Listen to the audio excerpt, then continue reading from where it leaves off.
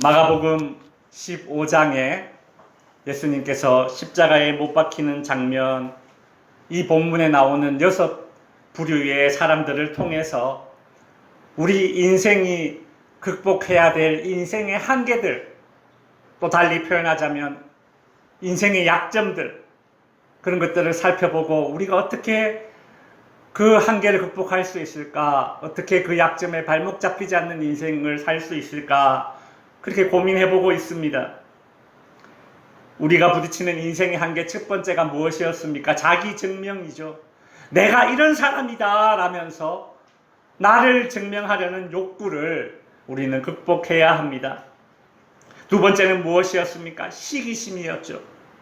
시기심을 극복해야 합니다. 시기심은 파괴적인 결과물을 낳습니다. 시기심은 상대방을 망가뜨리고 그러다가 결국 내가 망가져야 그 시기심이 멈추어집니다. 그러니 우리는 이 시기심이 그냥 일반적인 감정이다 그리 여기지 말고 이것은 영적인 영역이야, 그렇게 자각해야 합니다. 그래서 내가 만일 누군가를 부러워한다면 어떻게 해라? 반드시 그 부러움을 안고 기도의 자리에 나아가야 된다, 그리 말씀드렸죠. 세 번째는 평판이었습니다. 다른 사람들이 나를 어떻게 볼까? 이 평판의식도 우리 인생이 극복해야 될 장벽입니다. 성공과 인정받음을 위해서 평판에 목매달아서는 안 됩니다. 다른 사람과 나를 자꾸 이렇게 비교질 해가면서 그렇게 다른 사람의 평판에 목매달아서도 안 됩니다. 그렇게 평판에 목매다는 인생을 살다 보면 제일 먼저는 나의 감정을 희생시키고 그 다음에는 나의 또 다른 가치 있는 것들, 예를 들어서 건강이나 가정 이런 것들을 막 희생시켜가면서 그렇게 평판에 목매달고 살게 되죠. 정말 심각한 것은 평판을 위해서 내 양심을 희생시키고, 우리 그리스도인들 같은 경우는 신앙을 희생시킨다면 이건 정말 어처구니 없는 일입니다. 우리 인생이 극복해야 될 한계, 약점 네 번째가 무엇이었습니까? 지난주에 살펴보았죠. 만용입니다. 만용. 여러분이 뭔가 새로운 일을 도전해 보거나 용기 내는 그런 순간이 있을 건데 그 동기가 나의 이 무엇을 과시하기 위해서라면 그것은 만용입니다. 만용은 굳이 하지 않아도 되는 행동을 하게 만들죠. 굳이 하지 않아도 되는 일을 하면서 내가 이것도 할 수 있는 사람이야, 그 속에서 스스로 즐거움을, 우월감을 느낍니다. 그러나 처음에는 그렇게 시작하더라도 만용은 절대 그 수준에서 멈추지 않습니다. 만용은 무자비한 행동으로 이어집니다. 로마 군인들이 그랬죠. 처음엔 자신이 가졌던 그 알량한 힘, 십자가에 못 박는 그 권력, 그 권세를 이용해서 그 히덕거리면서 즐기다가 나중에 어떻게 했습니까? 굳이 하지 않아도 되는 행동들을 하잖아요. 예수님을 조롱하고 침뱉고 머리를 때리고 눈을 가리고 맞춰봐라, 누가 때렸게. 유치하지 않습니까? 굳이 하지 않아도 되는 행동을 하다 보면, 그렇게 만용을 부리다 보면 후에는 분명 무자비한 사람으로 그렇게 전락됩니다. 여러분, 이것이 오늘날 사회의 문제가 되고 있는 갑질 문제이지 않겠습니까? 갑질, 그죠? 강자에게는 약하고 약자에게는 한없이 강해지려는 이 삐뚤어진 욕구, 그죠? 만용입니다. 만용. 여러분이 만일 높은 자리, 높은 위치에 있고 또 상대방이 여러분보다 더 낮은 자리에 있거나 나이가 더 어린 그런 사람과 여러분이 만약에 갈등이 생겼을 때 그때 여러분 설령 상대방이 잘못했다 하더라도 필요 이상으로 세게 밀어붙이면 어떻게 된다고요? 내가 무자비한 사람으로 비춰질 수 있습니다. 성도 여러분, 공공기관이나 혹은 거래처 사람들과 이렇게 일을 하다 보면 탐탁지 않은 게 분명히 있어요. 상대방이 실수할 수도 있고요. 그러나 그 순간에도 여러분 자비로운 사람이 되어야 합니다.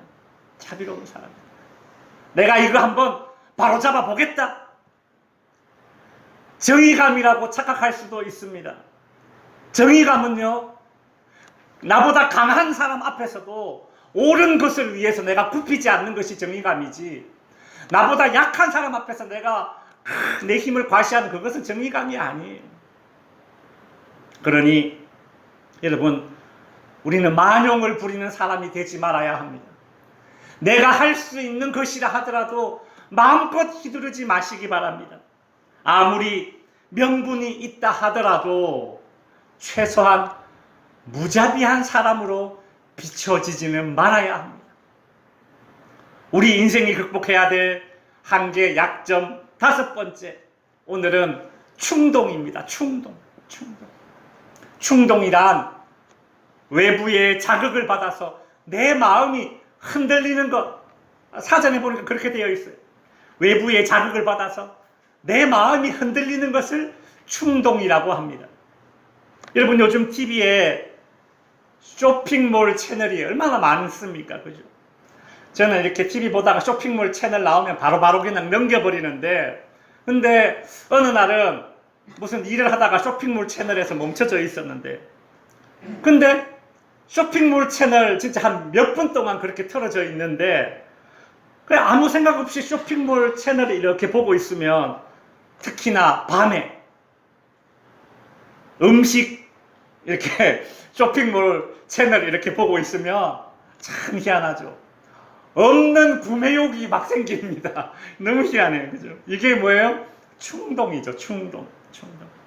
여러분, 지금까지 충동으로 한 행동, 충동으로 한 선택 중에 후회되지 않는 것이 몇 개나 있습니까? 한 설문조사에서 지금까지 했던 충동적인 지출 중에서 가장 후회되는 지출이 무엇인가? 이렇게 물었어요. 그 질문에 64.7%가 술자리에서 사용한 비용이다. 이렇게 이야기를 했고, 40.2%가 외식비다. 이렇게 이야기를 했고, 35.7%가 의류비다. 이렇게 이야기를 했습니다. 사람들이 실제로 명품샵에서 자기 능력 이상으로 그렇게 충동 구매를 하게 되는 이유가 뭘까요? 그렇게 충동 구매를 하면서 마치 자신이 뭐라도 된 듯한 그런 착각을 하게 된다는 것입니다. 여러분, 인류 최초의 충동 사건을 한번 생각해 봅시다. 최초로 충동질을 당했던 하와를 한번 떠올려 보세요. 뱀이 하와에게 선악과를 따서 먹도록 충동질을 했습니다. 야, 이 선악과를 따먹으면 어떻게 된다? 하나님처럼 된다. 그렇게 충동을 했어요. 하와는 이 선악과를 따먹는 것은 하나님의 말씀에서 어긋나는 그런 행동인 것을 알고 있습니다. 잘못된 선택이라는 것을 알고 있어요. 그런데 이 선악과를 따먹으면, 충동적인 선택을 하면 너도 하나님처럼 될 거야. 충동적인 선택을 하면서 마치 내가 나 이상의 대단한 뭐라도 된 듯한 그런 착각을 하게 만드는 것이 충동입니다. 여러분, 다윗이 이스라엘 왕들 중에서 성군으로 꼽히지요. 근데 이 다윗 왕의 잘못이 두 가지를 꼽습니다. 첫째는 밧세바와 간음한 사건이고, 두 번째는 다윗이 인구조사를 한 사건입니다. 다윗이 인구조사를 한 자체가 뭐가 잘못이냐, 동기를 보는 거예요. 성경은 항상 그래요. 동기를 봐요. 다윗이 인구조사를 한 것은 다윗 통치 말기에 자신이 이룬 업적에 심취해 있을 때였습니다. 역대상 21장 1절에 보면 그때 상황을 이렇게 기록하고 있습니다. 사탄이 일어나 이스라엘을 대적하고 다윗을 뭐해요? 충동하여 이스라엘을 계수하게 하니라. 그러니까 충동은 나로 하여금 스스로 대단한 존재로 착각하게 만든다는 특징이 있죠. 충동의 특징 첫 번째 무엇입니까? 나를 실제보다 과대평가하게 만든다는 거죠. 여러분 주변에 여러분을 충동질하는 사람이 있습니까? 여러분 나를 너무 이렇게 띄워주는 사람이 위험합니다. 내가 평가하는 나의 가장 근접한 말을 해주는 사람이 그 사람이 아첨하는 거예요. 실제 나보다 나를 더 대단한 사람, 능력 있는 사람으로 그렇게 생각이 들게 만든다면 나는 지금 어떤 사람 혹은 어떤 상황에 의해서 충동당하고 있지는 않나 한번 돌아봐야 합니다. 오늘 본문에 보면 예수님이 십자가에 못 박힐 때 충동을 당하는 사람들이 있습니다. 예수님이 빌라도에게 재판을 받을 때에 이때가 이제 6월절 명절 기간이었습니다. 6월절이라는 명절 기간에는 죄수 중에 한 사람을 놓아주는 그런 전례가 있었습니다. 마치 우리나라가 8월 15일 광복절에 그 특사를 하지 않습니까? 그죠? 특사 옥에서 풀려나죠. 그래서 지금 뭐 뉴스에서 광복절 특사 누구를 선정하냐 뭐 이런 얘기들이 나오고 있는데요. 이 유대인들도 6월절 명절에 죄수 중에서 이제 풀어주는 그런 일들이 있었습니다. 특사가 있는 거죠. 빌라도는 이 예수님이 대제사장들의 시기로 재판에 넘겨준 줄 알았기 때문에 대제사장들에게 그 한 가지 정치적인 제안을 합니다. 그 당시 살인을 저지르고 강도짓을 했던 이 바라바라는 악명 높은 죄수가 있었는데요. 그 바라바 살인자 강도를 언급하면서 이번에 6월절 특사로 바라바를 놓아줄까 아니면 예수를 놓아줄까 이렇게 묻습니다. 빌라도는 당연히 이 무리들이 예수를 놓아달라고 말할 줄 알았을 겁니다. 왜냐하면 바라바는 누구예요? 살인, 강도짓을 하면서 이 자신들에게 괴로움과 공포를 줬던 사람이기 때문에 저 살인자 강도보다야 예수를 택하겠지? 그런 생각을 했는 거죠. 그런데 무리들은 뜻밖의 요구를 합니다. 무리들은 예수가 아니라 바라바를 6월절 특사로 풀어달라고 그렇게 요청을 합니다.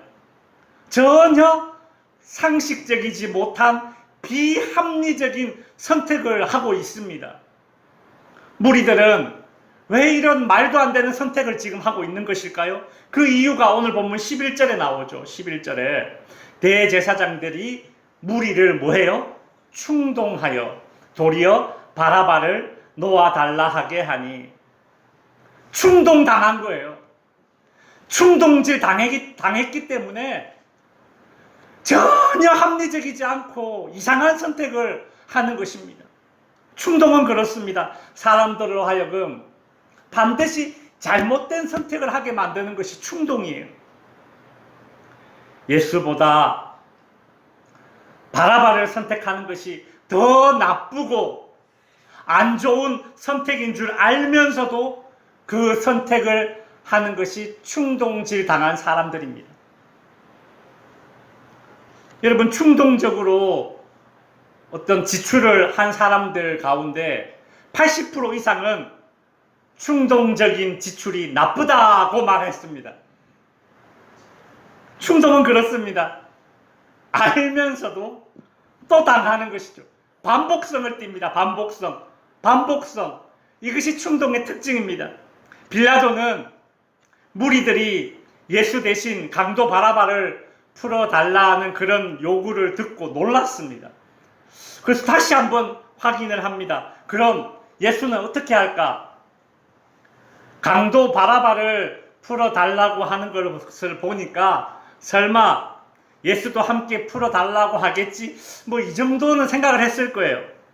그러나 무리들은 오늘 본문 13절에 보면 이렇게 반응을 합니다. 그들이 어떻게 해요?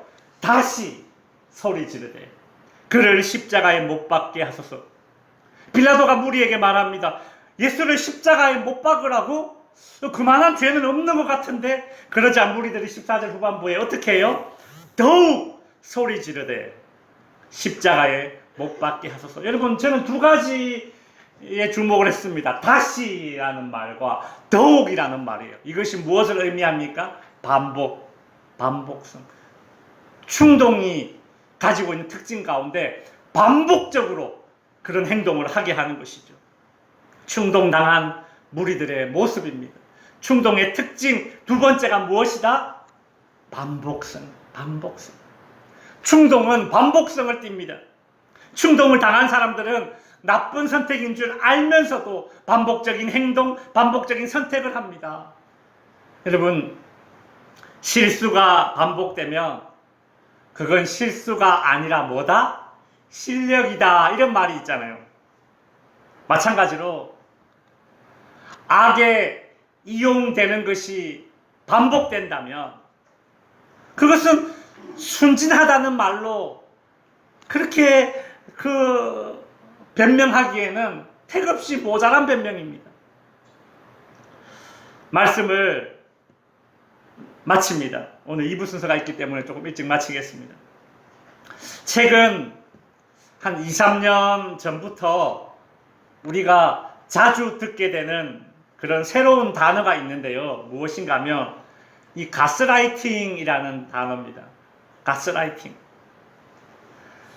이게 무슨 뜻이냐면 상대방의 자주성을 무너뜨리는 언행이라는 것입니다. 한마디로 상대방에게 반복적인 그런 충동질을 당해서 내 스스로 생각하고 내 스스로 판단하기보다는 상대방에게 이렇게 길들여지는 거예요. 충동질을 반복적으로 당해서 상대방에게 길들여지는 겁니다.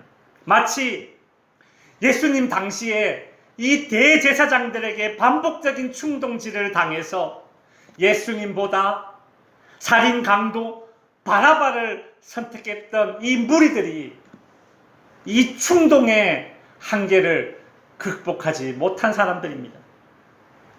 성도 여러분, 세상에는 충동질, 선동질 하는 사람들이 너무 많습니다. 요즘 아이, 어른, 남녀노소 가릴 것 없이 유튜브에 빠져 있습니다. 유튜브의 장점은 뭐예요? 정보의 양이 너무 많아요. 그리고 접근성이 좋아요. 단점이 너무 치명적입니다. 무엇입니까? 유튜브에 나오는 이 정보들은 검증되지 않았다라는 거예요. 그래서 오로지 판단은 누구의 몫이에요? 나의 몫이에요. 오늘날 우리는 너무 충동당하기 쉬운 시대를 살아가고 있습니다. 이렇게 충동당하기 쉬운 시대에 우리 그리스도인들은 어떻게 살아가야 할까요? 저는 성경 두 구절을 통해서 충동적인 시대를 살아가는 우리 그리스도인들의 대안을 삼고자 합니다. 첫 번째는 잠언 4장 23절입니다. 무릇 지킬 만한 것보다 더욱 무엇을 지키라? 네 마음을 지키라. 생명의 근원이 이에서 난다. 요한일서 3장 21절 우리의 마음이 혹 우리를 책망하는 일이 있어도 하나님은 우리 마음보다 크시고 모든 것을 아신다. 모든 것을 아신다.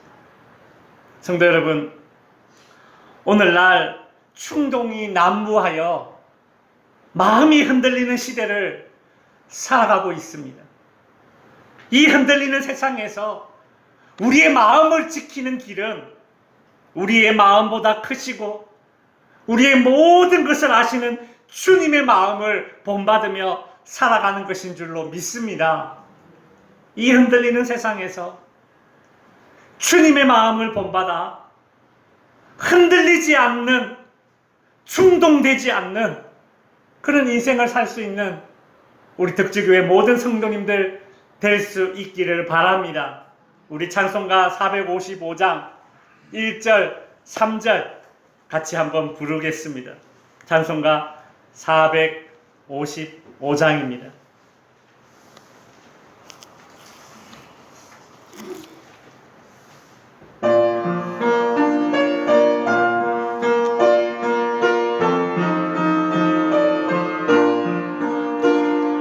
주님의 마음을 본받는 자 그만의 평강이 찾아오는 험악한 세상을 이길 힘이 하늘로부터 임함이로다. 주님의 마음 본받아 살면서 그 거룩하신 나도 이루리. 가는 길 거칠고 험하여도 내 맘에 불평이 없어지는 십자가 고난을 이겨내신 주님의 마음 본받음이라. 주님의 마음 본받아 살면서 그 거룩하신 나도 이루리. 기도하겠습니다. 하나님 아버지, 오늘날 우리는 너무 충동당하기 쉬운 시대를 살아가고 있습니다. 이 세상이 흔들리고 덩달아 우리의 마음도 흔들리는 시대를 살아가고 있습니다. 하나님, 충동당하는 인생은 반드시 후회를 남기는 인생이 될진데 오늘 마가복음 15장에서 대제사장들에게 충동질 당하여 말도 안 되는 선택을 했던, 예수보다 살인 강도자를 선택했던 이 무리들의 충동당한 모습을 보면서 이것이 남 이야기가 아니라 오늘 우리의 모습이면 어떻게 하나, 우리의 자녀손들이 이와 같이 세상에 충동당하면 어떡하나 라는 염려가 있습니다. 하나님 아버지, 이 흔들리는 세상 가운데, 이렇게 충동하는 것들이 많은 이 세상 가운데 우리는 어떻게 우리의 마음을 지키며 살아갈 수 있겠습니까?